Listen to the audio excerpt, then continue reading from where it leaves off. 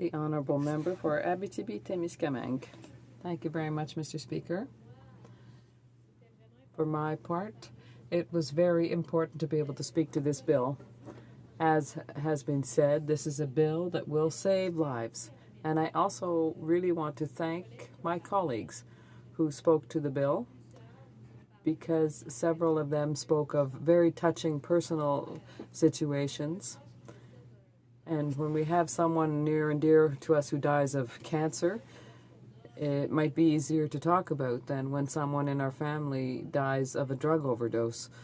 Often we're more ashamed to talk about those situations, but I think it's most important to do so and to demonstrate that this is a problem that affects people around the world, for people who come from good families. It really is a problem that affects everyone.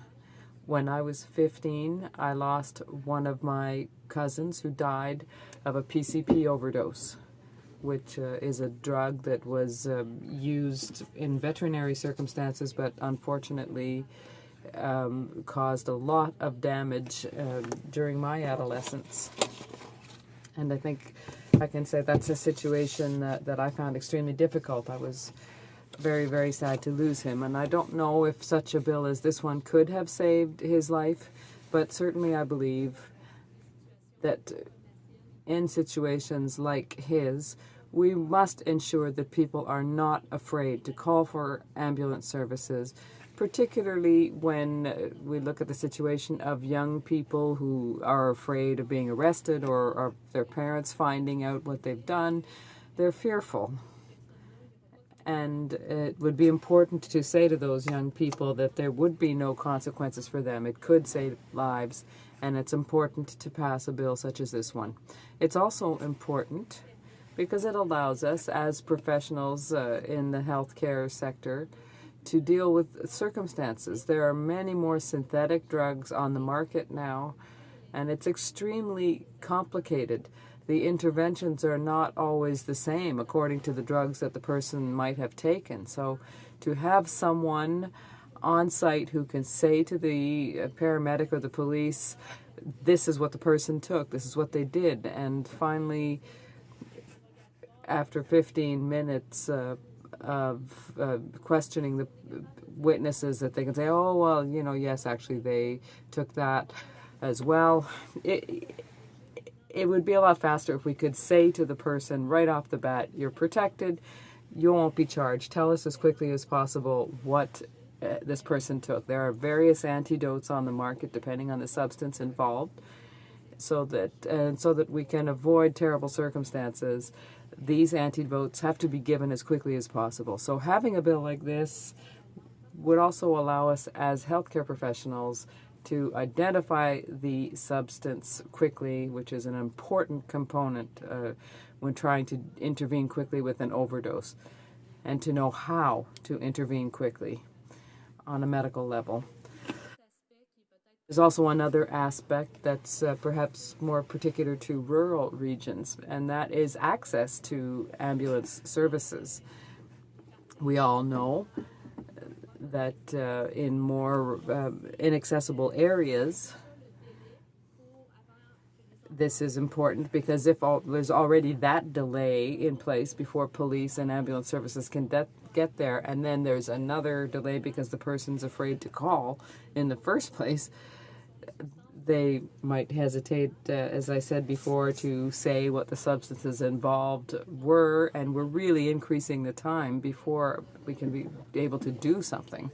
So it's important to have someone call quickly and say that there's an overdose here, someone's in distress, they need help, and be able to quickly identify the substance involved. And this would go a long ways towards helping us and helping the ambulance services face the challenges. We can't change anything about the fact that in rural areas, some places are farther away from hospitals than others, but at least if we can cut into the time before there's an appropriate intervention, we can save lives. You know, I'm a nurse. I decided to work primarily in intensive care and emergency rooms, and that's what I like the best. So I have seen overdose cases And also often, unfortunately, because of the mix of substances involved, I was unable to really be joyful on Saint Jean-Baptiste Day. That's one of the worst nights you can work in Quebec during the year, because we regularly are faced with cases of adolescents that we have to intubate and resuscitate. And unfortunately, on big holidays like that, it's young people who are worried about getting caught and will leave the person who's intoxicated, or and it's somebody else at the party who might say, whoa, this isn't all right, and they end up calling the ambulance services, but that person has no idea what's happened. They've just found this young person who's unconscious somewhere, and that person would be unable to even tell us if it was alcohol or a mix with other substances, and that makes the intervention much more complicated. So it's really not something that you want to see, seeing a 15-year-old have to be intubated if you want to save them in the middle of the night. Also, as parents, we realize that it could be our kids someday who find themselves in that situation. So we can try as we may to control everything, and that our children lead good lives and don't get into trouble. But unfortunately, we know that someday, when they're not under our supervision, something might happen like that will result in something like this. So it's not a situation that's easy. Oftentimes, our children have good friends who want to intervene, but they're too afraid. Recently, my husband was called. He had to go and pick up one of his young cousins who had abused of a substance. In this case, it was just alcohol, but still, the young people were afraid, but they called the young person's mother. They didn't, and my husband's aunt didn't know exactly what to do, so she called my husband and asked him if he could go and take care of the cousin, which he did. But it very easily could have been a different intervention, unfortunately, in that situation. He could have been afraid. They might have decided to just leave that